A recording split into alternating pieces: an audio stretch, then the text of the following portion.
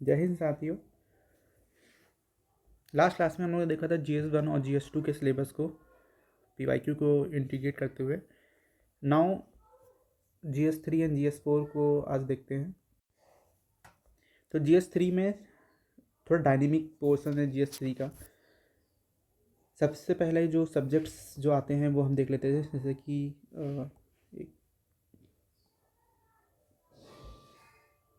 जैसे इकोनॉमी आपका आता है, करंट से ही थोड़ा सा इंटीग्रेट करते हुए आता है।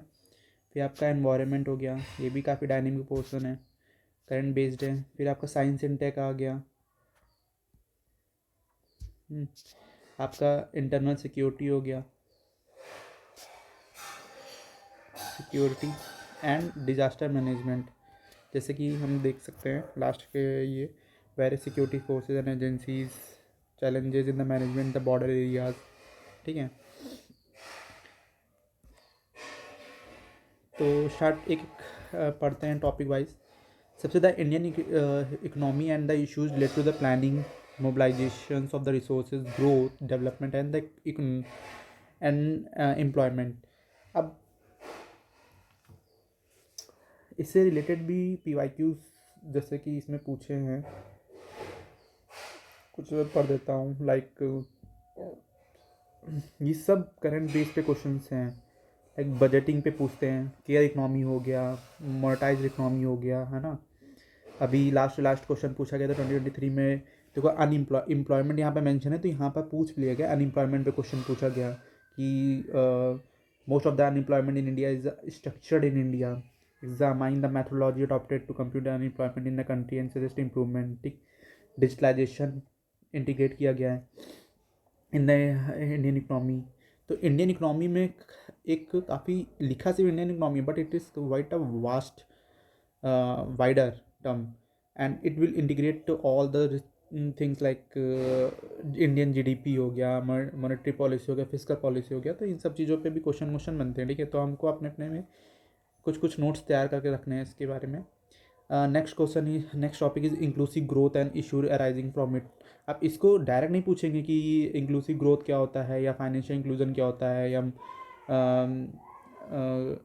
है ना। तो they will integrate with the GS1 और GS2। लाइक द क्वेश्चन जहाँ तक मैं देख रहा हूँ, इन्होंने पूछा हुआ है SDGs से देखो रिलेट किया है ना। और examine that meaning of investment in the economy in terms of capital formation.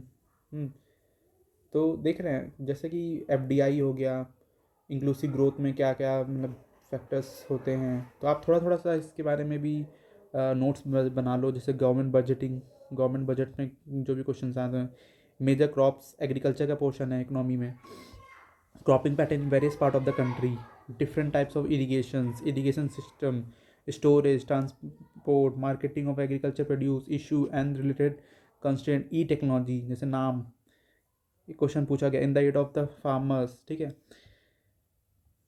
Next topic is issue related to the direct and indirect farm subsidies, MSP, public PDS, है ना, buffer stock, food security, technology mission, animal rearing, है ना। तो ये जितने भी topic इसमें mention है, जैसे MSP, PDS, है ना, ये टॉपिक पे आपको मतलब कि एक पेज के शॉर्ट नोट्स बना लेने हैं। अब एक पेज के अगर शॉर्ट नोट्स बना लेंगे ना, तो क्या है कि जैसे कोई भी क्वेश्चन इससे थोड़ा सा डायरेक्ट तो नहीं पूछेंगे, बट थोड़ा सा आपको लिंक करके मिल जाएगा।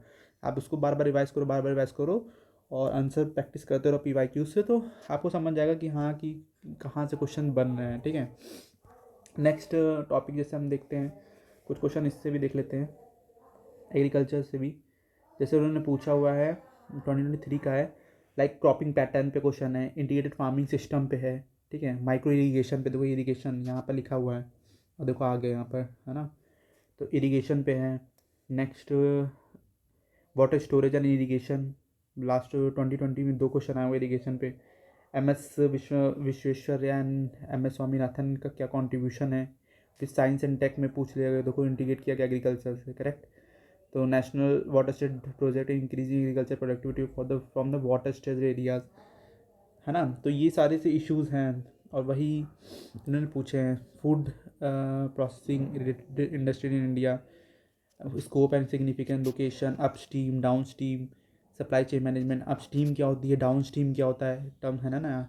लैंड रिफॉर्म्स इन इंडिया, क्या क्या लैंड रिफॉर्म्स में लिए गए हैं, ठीक है। Effect of liberalisation in on the economy, जैसे एलपीजी रिफॉर्म्स, इंडस्ट्रियल पॉलिसीज़, उनके क्या इफेक्ट हैं इंडस्ट्रियल ग्रोथ पे। इंफ्रास्ट्रक्चर्स में भी आप बनाए, जैसे एनर्जी हो गया, पोर्ट्स हो गया, रोड हो गया, रेलवे हो गया, रेलवेज़ हो गया। ट्रिपल पी मॉडल भी पूछते हैं, है ना। ट्रिपल पी मॉडल पे मतलब कई क्वेश्चन आए हुए हैं, लाइक 3-4 क्वेश्चन तो आए हैं। इन्वेस्टमेंट मॉडल हो गया, science and tech. Science and tech आप यहाँ से जो है साइंस एंड टेक स्टार्ट होता है। तो साइंस एंड टेक में क्या करना है, development and the application in effect in everyday life. Achievement of the Indians in the science and tech, indigenisation of technology and development new technologies. This is also a part of the science and tech, IT, space, computer, robotics, nanotechnology, biotechnology, issues related to the IPR, है ना। तो इन सब चीज़ों पे questions science and take में application based question ज़्यादा आते हैं। जैसे कि मैं थोड़ा सा पढ़ता हूँ साइंस एंड टेक का भी।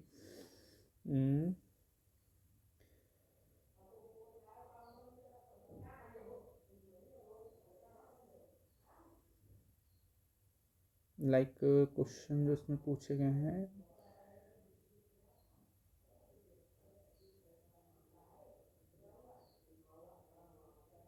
लेकिन उन्होंने रिसेंट में ही पूछे हुए हैं जो मैं बता रहा हूँ, है ना। The adoption of electric vehicle, अभी ई व्हीकल का बहुत वो फेम, है ना, एक प्रोग्राम है या स्कीम है, ठीक है। तो उससे रिलेट किया गया। माइक्रो ऑर्गेनिज्म कैसे हेल्प करते हैं करंट फ्यूल स्टोरेज में, ठीक है। एआई न्यूज़ में है काफ़ी। या फिर जेम्स वेब स्पेस टेलीस्कोप, ठीक है। Increasing in the life expectancy in the country had led to the newer health challenge in the community. तो क्या क्या चीज़ें हैं, 2022 का क्वेश्चन है ये।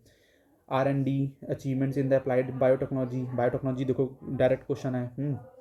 तो आप S-400 एयर, ये भी करंट का न्यूज़ का डिपेंड करता है। कोविड-19 पैंडेमिक, ये भी करंट का ही है, ठीक है। जितने भी मतलब साइंस एंड टेक, ये पूरा सब्जेक्ट जो है पूरा करंट अफेयर पे ही आता रहता है, ठीक है। बट आपको बेसिक से कुछ चीज़ें क्लियर हो तो you will be able to tackle the questions, ठीक है। बाकी आपकी practice skill, answer writing skill कितनी अच्छी है। कंजर्वेशन, एनवायरनमेंट, पॉल्यूशन, डिग्रेडेशन, ये तुम्हारे यहाँ पर फिर एनवायरनमेंट आ गया, एक टॉपिक है पूरा इतना। इसमें देखो सब कुछ कवर किया गया, an conservation, environment, pollution, degradation, EIA, है ना। अब EIA, तो अब ये इस पे भी कई क्वेश्चंस हैं, जैसे IPCC का पूछते हैं, या नेशनल वेटलैंड कंजर्वेशन प्रोग्राम है, UNCCD, क्योटो प्रोटोकॉल है। अभी जितने रिसेंट में कुछ इनिशिएटिव लिए गए हैं तो उससे भी रिलेटेड कर सकते हैं, है ना। UNFCCC, clean air pollution programme, है ना। तो ये सब एनवायरनमेंट के फेवरेट टॉपिक है आपको। PYQs ही आप देख लो। अगर देखो इसमें जैसे नहीं समझ में आ रहा कि कंजर्वेशन हो गया, एनवायरनमेंट पॉल्यूशन हो गया, डिग्रेडेशन हो गया, या ये अब हमें समझ में नहीं आ रही, ये इतने वाइडर टर्म है। अब इसके हम नोट्स में बनाएंगे तो डायरेक्ट तो नहीं आएंगे क्वेश्चन, और इसमें इतना ही से मेंशन भी अच्छा है एनवायरनमेंट का, तो क्या करें। तो सबसे बेस्ट चीज़ होती है, मतलब from my point of view, कि आप क्या करो, आप ये आपने ये पढ़ा सिलेबस, आप अपना PYQ खोलो। आप PYQ खोलो, आप PYQ में कम से कम 15 से 20 क्वेश्चन मिलेंगे। आप 15 से 20 क्वेश्चन में देखो कि कौन सी थीम पूछी गई है। जैसे लाइक NAPCC पे क्वेश्चन पूछा गया है, UNCCD पे डिजर्टिफिकेशन पे क्वेश्चन पूछा गया है, या फिर IPCC जो है ना, उस पर क्वेश्चन आया, क्योटो प्रोटोकॉल पे आया। आप देखो क्लाइमेट चेंज है, ओजोन है ना, ये जो जितने भी रिलेटेड इश्यूज़ है इन पे देखो क्वेश्चन बने हुए हैं, और इनके ही आप नोट्स बना लो। इनके ही नोट्स बना लो तो जैसे अभी के अगर क्वेश्चन रिपीट भी होंगे, थीम्स रिपीट हो जाती हैं, तो थीम्स रिपीट होंगी तो ऑफकोर्स की बात है, क्वेश्चन आपको कहीं ना कहीं कुछ ना कुछ टॉपिक उसमें हेल्प जरूर करेगा। अगर इसमें समझ में नहीं आ रहा तो आप ये करो, ये सबसे मतलब from my point of view सबसे अच्छी चीज़ है कि आप PYQ से ले सकते हो कि हाँ कि कहाँ से क्वेश्चन उन्होंने पूछे हैं, इससे इसमें क्वेश्चन क्या बन सकते हैं, एक ये भी आइडिया मिल जाता है आपको, करेक्ट। तो नेक्स्ट चलते हैं डिजास्टर एंड डिजास्टर मैनेजमेंट। अब जैसे इन्होंने डिजास्टर एंड डिजास्टर मैनेजमेंट लिख दिया, अब इसमें तो डिजास्टर में क्या पूछ रहे हैं क्या है, क्योंकि नया, अब जैसे आप न्यू कमर हो, ठीक है, तो नहीं इतना समझ में आता है कि डिजास्टर एंड डिजास्टर मैनेजमेंट क्या होता है। जब मैंने अपनी प्रिपरेशन स्टार्ट की थी तो मुझे भी इतना नहीं पता था कि, बट मैंने उस समय में मुझे किसी ने गाइड किया था कि आप PYQ जाओ, PYQ में जाओ, डिजास्टर में क्या क्या पूछे, जैसे साइक्लोन पूछते हैं, अर्थक्वेक पूछते हैं। अब समझ में आ रहा है, हाँ कि डिजास्टर में अर्थक्वेक आता है, साइक्लोन आता है, लैंडस्लाइड हो गई, अवलांचेस हो गए हैं, ये सब रिलेटेड बहुत न्यूज़ में आते हैं और इस पर क्वेश्चन पूछा गया। जैसे उन्होंने क्वेश्चन पूछा हुआ है साइक्लोन पे कि साइक्लोन की जो ये वार्निंग सिस्टम है उसमें कलर्स कौन से, कोड कलर क्या थे, या फिर साइक्लोन को नेमिंग का कुछ क्वेश्चन आया था। तो समझ में आ जाता है कि हाँ यहाँ यहाँ से क्वेश्चन बन रहे हैं, करेक्ट। तो ये तो इसीलिए कहते हैं कि पीवाईक्यू और सिलेबस दोनों अगल बगल रखो, क्योंकि पीवाई सिलेबस आपको एक टॉपिक बताएगा, लेकिन टॉपिक में क्या क्या चीज़ें हैं वो आपको पीवाईक्यू बताएगा, है ना। तो नेक्स्ट चलते हैं, linkage between the development and spread of extremism. अब ये आपका इंटरनल सिक्योरिटी हो गया, ठीक। Role of the external states, non actor states in challenging to the internal securities, challenge to the internal security through communication network, role of the media and the social networking sites in the internal security challenge, cyber security, money laundering prevention उसके। तो ये सब आप देख रहे हो, अब आप सबको पीवाईक्यू से रिलेट करो। Security challenge and their management in the border areas, link of the organised crimes and terrorism and various security forces, जैसे बीएसएफ हो गया, है ना, बॉर्डर सिक्योरिटीज फोर्स हो गया, है ना, ये असम राइफल्स हो गए हैं। तो ये जितने भी हैं, सीआईएसएफ हो गया, ठीक है, सीआरपीएफ हो गया, तो ये सब इसी में आएंगे। तो GS3 में हम लोगों ने देख लिया है। GS3 का कंक्लूजन मेरा ये है कि आपने जितना भी सिलेबस के टॉपिक पढ़ो, आप फिर उसके बाद पीवाईक्यू देखो। अब टॉपिक वाइज पीवाईक्यूज आते हैं, ठीक है। तो जैसे आपने इकोनॉमी उठाई, तो इकोनॉमी क्या है, इंडियन इकोनॉमी पे देख लो कि इस पर कौन कौन से टॉपिक पूछा गया। जैसे जीडीपी पे पूछा गया है, या फिर एमपीसी पे है, या फिर कुछ कोई बैंक से बैंकिंग कोई ऑपरेशंस हो गए हैं, जैसे कि उन्होंने रेपो रेट या इससे कुछ रिलेटेड पूछ रहे हैं, या किससे रिलेट कर रहे हैं क्वेश्चन में। तो उनके टॉपिक के आप एक एक पेज के नोट्स बना लो, ठीक है। वही चीज़ आप एनवायरनमेंट के साथ करो, वही चीज़ आप साइंस एंड टेक के साथ करो, ठीक है। वही चीज़ आप डिजास्टर मैनेजमेंट के साथ करो, ठीक है। तो आप पीवाईक्यू से ही बनाओ, कहीं मत भागो, किसी का रिसोर्स मत पढ़ो, किसी का कुछ भी मत देखो, आप इतना करो और गूगल आपको सब कुछ प्रोवाइड करेगा, ठीक है। तो आप ये आपको डेवलप करना है कि सेल्फ रिसर्च कैसे करें। सेल्फ रिसर्च अगर आपने करना स्टार्ट कर दिया, तो मुझे लगता है कि यूपीएससी की आधी प्रिपरेशन का आधा कोड आपने समझ लिया है ना। क्योंकि सेल्फ आप जब तक माइनिंग करोगे नहीं, तब तक आपको सोना नहीं मिलेगा, राइट। कोई माइनिंग करे और आप सोचो सोना मिल जाए, तो वो चीज़ मिल भी जाएगा, बट उसका बहुत ज़्यादा कॉस्ट बेनिफिट रेशियो आपके लिए नहीं है, आपको कोई खुशी भी नहीं मिलेगी कि हाँ मैंने कुछ पढ़ा है, करेक्ट। तो ये आप करो पीवाईक्यू के साथ, ठीक है। मैं भी करूँगा आपके साथ, टाइम मिलेगा तो बिल्कुल इसमें आऊँगा मैं भी, कि टॉपिक वाइज में कौन कौन से पीवाईक्यूज़ किए गए हैं, मैं पीवाईक्यूज़ डिस्कस भी करूँगा प्रॉपर, ठीक है। बट अभी सिलेबस ख़त्म करते हैं, पहले सिलेबस समझते हैं कि क्या है सिलेबस में। अब आया GS4, जो कि हमारा है पूरा इथिक्स बेस्ड है। इथिक्स है, इंटीग्रिटी एंड एप्टीट्यूड। सबसे पहला चीज़ मैं बताता हूँ, GS4 में आप जितना example from the daily life, ठीक है,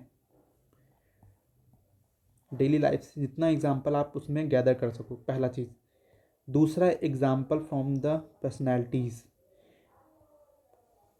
कि जैसे महात्मा गांधी हो गए हैं, ठीक है, आपका स्वामी विवेकानंद हो गया, ठीक है, या मार्क्सिज्म हो गया, ठीक है। मतलब समझ लो ना आप, कहाँ कितने पर्सनैलिटीज़ हैं, उनके एग्जाम्पल्स निकालो कि उन्होंने ऐसे समय में क्या किया है।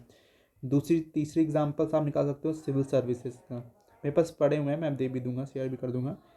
ICS IAS के जितने जितने उन्होंने अच्छे काम किए हैं, ठीक है, तो आप वो भी इंडिकेट कर सकते हो, ठीक है। तो ये इन एग्जाम्पल्स का आप यूज़ करो बार बार। कुछ कोटेशंस हो गई, ठीक है, वो भी आप यूज़ करो, है ना। तो ये GS4 में बहुत हेल्प करती है। ये आपके नंबर, मतलब कि नंबर आपको जैसे आपके नंबर्स को काफ़ी बढ़ाएंगे और कुछ डिफरेंट करेंगे फ्रॉम द अदर से, करेक्ट। तो ये एग्ज़ाम पढ़ते हैं, दिस पेपर देखो यहाँ पे लिखा भी, this paper will include question to test the candidate attitude and approach to issue relating to the integrity, probity in the public life, his problem solving approach to various issues and conflict face by him dealing with the societies, like कुछ case studies देते हैं इस पर, ठीक है। और case studies relate भी करती हैं इसे आपको। अच्छा, केस स्टडीज़ इतनी सारी हैं तो कैसे करें, पीवाईक्यू इज़ द की। आप पीवाईक्यू के कम से कम अगर आप प्रैक्टिस करोगे या फिर देखोगे, तो 50 प्लस तो मैं कम ही बता रहा हूँ, उससे ज़्यादा ही होंगे। 50+ आप PYQ हैं, मतलब मैं कह रहा हूँ 100 भी प्लस होंगे PYQ आपको मिल जाएंगे, केस स्टडीज़, उनको आप सॉल्व कर लो, उनको रट लो एकदम, समझ रहे हो, आपको अप्रोच समझ में आ जाएगा कि हाँ कैसे उसको सॉल्व करना है। और रेस्ट इज़ आपको हेल्प चाहिए कि मॉडल आंसर्स कैसे हैं, तो आप किसी रेफर कर लो, आप एक तो क्वेश्चन पेपर जैसे उठा के देख लो, मार्केट में मिलेंगे, आप आपको गूगल्स में मिल जाएंगे, टॉपर्स कॉपीज उठा के देख लो आप, केस स्टडीज़ उन्होंने कैसे सॉल्व की, कैसे लिखना है ना। बाकी चलो अभी तो स्टार्ट करते हैं इसको, GS4 को। Ethics and in human interface, essence हो गया, डिटर्मिनेंट्स हो गया, consequences of ethics in the human actions, determination of ethics, ethics in the private and public. अब मुझे नहीं समझ आ रहा, जैसे एक एग्जांपल लेते हैं कि मुझे नहीं समझ आ रहा, पहली बार पढ़ा ethics and the human interface, क्या है क्या नहीं है मुझे नहीं समझ आ रहा। तो आप इसको, सिर्फ इसको आप पढ़ो, पूरा पूरा पढ़ लो, और आप जाओ PYQ पे, देखो PYQ में थीम्स क्या हैं, मतलब उन्होंने जैसे ना टॉपिक कीवर्ड्स पे क्वेश्चन क्या है। अब अगर ये कीवर्ड्स को आप पहचान जाते हो कि हाँ, एक में जैसे कि उन्होंने पूछा हुआ है एटीट्यूड के बारे में, ठीक है, एक के बारे में पूछा हुआ है लीडर्स कोई, मतलब लीडर्स की 3 क्वालिटीज़ बताइए, ठीक, ऐसे करते हैं। तो आपको क्या है, एटीट्यूड पे आपने एक पेज का तैयार कर लिया, लीडर्स पे तैयार कर लिया आपने एक पेज का कि हाँ ये क्वालिटीज़ होनी चाहिए, तो ये आपको बहुत हेल्प करेगा, है ना, ये चीज़ आपको समझनी है। नेक्स्ट स्टार्ट करते हैं, नेक्स्ट देखते हैं, टॉपिक देखते हैं, like values from the lifes and the teaching of the great leaders, reformers and administrators, role of the family, role and education institute in calculating, ठीक है। तो जैसे एटीट्यूड, अब एटीट्यूड पे क्वेश्चन देखो आ गया उन्होंने, कंटेंट, स्ट्रक्चर, फंक्शंस, इन्फ्लुएंस, इन सब चीज़ों में एग्जांपल जितना डाल सको, एटीट्यूड पे कितना एग्जांपल, आप 4 एग्जांपल हर एक टॉपिक के तैयार करके रखो, ठीक है। Relations with the thought and behaviour, moral and political attitude, social influence and persuasion, ये भी एक टॉपिक है। Aptitude and foundational values for the civil services, क्या क्या होती हैं, like integrity, impartiality, non partisanship, objectivity, dedication to the public services, empathy, tolerance, compassion toward the weaker section, ठीक। Probity, integrity में डिफरेंस क्या होता है, ये भी पूछा जाता है कभी कभी। ऑनेस्टी भी, हाँ, तो मतलब तीनों रिलेटेड टॉपिक हैं। हाँ, इमोशन इंटेलिजेंस सबसे important topic, concept, their utilisation, publication in the administration, governance, contribution the moral thinkers, philosophers from the India and the world, दोनों जगह से पढ़ना है आपको, 4 पढ़ के रख लो, तैयार कर लो। Public services, values and ethics in the public administration, status and problem, ethical concerns and dilemmas in the government, private institutions, lawyers, rules, regulations, consciences as a source of the ethical guidance, accountability, and ethical governance, and strengthening of ethical and moral values in the governance, ethical issues in international issues, and funding and corporate governance, ठीक है। तो समझ में आ गया आपको क्या क्या topic हैं, इन सब टॉपिक के आपको एक एक पेज के नोट्स बनाने, property in governance, philosophy, concept of the public servant services, philosophical basis of the governance and probity, information sharing and transparency, RTI, ठीक है, code of ethics, code of conduct, citizen charters, work cultures, quality of service, utilization of public funds, corruption, challenge of corruption, case studies अब on above issues, जितने भी ये सब topics mention हैं इन सब पे केस स्टडीज़ बनती है। और सबसे एक और इम्पॉर्टेंट चीज़ है कि केस स्टडीज़ में अगर वो जैसे कि दो दो दो आपके टॉपिक को मैच करते हैं, तो आप कोशिश करो कि 2 और टॉपिक को मैं इसमें इंटीग्रेट कर सकूँ, जितना लिंक बनाओगे, जितना एग्जांपल डालोगे, उतना ही आप नंबर ज़्यादा फैच करोगे, ठीक है। तो ये आपको समझ लेना है, कोई नहीं, धीरे धीरे सब चीज़ें करेंगे, काफ़ी गंदगी हो गई, कोई नहीं, सब क्लियर कर देता हूँ मैं, साफ लग रहा है ना, ठीक है। ये GS1, GS3 और GS4, इनके हम लोगों ने वो तो कर लिए हैं, जितने भी PYQs हैं, ठीक है, समझ में आ गया। सिलेबस क्या है, सिलेबस को इंटीग्रेट करते रहो PYQ से, PYQs के आप नोट्स समझो कि उसमें क्या क्या थीम आई है, कीवर्ड्स पूछें, उस पर आप अपना एक एक पेज का नोट्स तैयार कर लो, ये बेसिक चीज़ें हैं, इतने आप करके रखो। इसे समझने में मुझे टाइम बहुत लग गया, मैं 1 डेढ़ साल मुझे सिर्फ ये चीज़ समझने में लग गया, तो वो मैं चाहता हूँ कि आप उतना टाइम वेस्ट मत करो, ठीक है। जो चीज़ मैंने गलती की वो आप गलती मत करो, तो इस चीज़ को आप, मार्केट में सोर्सेज बहुत सारे हैं, मार्केट में मतलब एक टॉपिक के आपको 10 चीज़ें मिल जाएंगी, डिटेलिंग मिल जाएगी। यूपीएससी का एक्चुअल सिलेबस आप 1 साल के अंदर कर सकते हो, बट 1 से 1.5 साल के अंदर कर सकते हो, ये मैं बोल रहा हूँ, कर सकते हो बिल्कुल। बट आपको ये बहुत अच्छे से पता हो कि आपको क्या नहीं करना है ना। और कोई जो चीज़ करनी है वो उसे कैसे करनी है। लाइक आपको पीवाईक्यू आपने अगर सिलेबस और पीवाईक्यू को इंटीग्रेट कर लिया तो आप समझ जाओगे कि जीएस आपके जीएस 1 2 3 4 इतनी जल्दी कवर हो जाएंगे आपको, मतलब। और लगेगा भी हाँ कि मैंने कुछ मेहनत की है, लेकिन ये आप कहीं पे भी कोई का सोर्स पढ़ लिया, किसी का वो पढ़ लिया, ठीक है, it's a good thing. But आपके अगर पास टाइम है तो आप खुद से सेल्फ स्टडी करो, आप खुद से सेल्फ इवेल्युएशन करो कि GS1 का टॉपिक क्या है, उसके टॉपिक के नोट्स क्या है। आप जितने भी टॉपर्स में देखोगे तो उन्होंने भी वही चीज़ की हुई है, ठीक है। तो इसको ऐसे करिए, ठीक है। GS 1 2 3 4 हमने कवर कर दिया। ऑप्शनल के सबका अलग होता है, किसी का एग्रीकल्चर, किसी का हिस्ट्री है, ठीक है, किसी का जोग्राफी है, PSIR है। तो बताइएगा करना हो तो वो भी मैं करा दूंगा, ठीक है, जिसका जिसका भी होगा इम्पोर्टेंट उनका। जैसे मेरा तो जोग्राफी है। सो ठीक है, जय हिंद, थैंक यू।